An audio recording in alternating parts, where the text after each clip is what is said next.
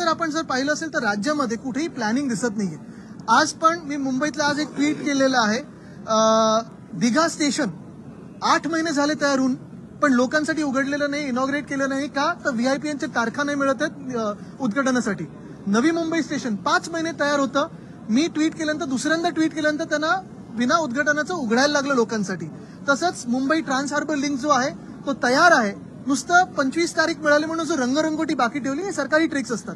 ह्या सगळ्या गोष्टी जर आपण पाहिल्यात तर महाविकास आघाडीच्या काळात हे पुनर्वसनाचं असेल किंवा कुठचंही असेल प्रॉपर प्लॅनिंगने आम्ही काम करायचो। प्रत्येक आठवड्यात आम्ही MMRD असेल, मुंबई महानगरपालिका असेल किंवा तिकडच्या ज्या काही वेगळ्या वेगळ्या महानगरपालिका असतील, संस्था असतील, तिथे जाऊन बैठका घ्यायचो आणि मंथली व्हिजिट असायचे, आपण पण असायचं। MTHL जे साधारणपणे सप्टेंबर 2023ला तयार व्हायला पाहिजे होतं ते अजूनही डिसेंबरची तारीख मिळाली म्हणून उघडलेलं नाहीये।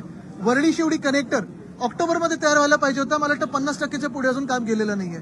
कोस्टल रोड डिसेंबर पर्यंत पूर्ण होणार होता, फेब्रुवारीच्या पुढे गेलेलं आहे। आणि हे सगळं होत असताना एस्केलेशन होत आहे आणि कुठे ना कुठेतरी कॉन्ट्रॅक्टरची मदत होते हे आपल्याला दिसते। सगळं प्लॅनिंग जे चाललेलं आहे ते कॉन्ट्रॅक्टरसाठीच चाललेलं आहे, लोकांसाठी चाललं नाहीये।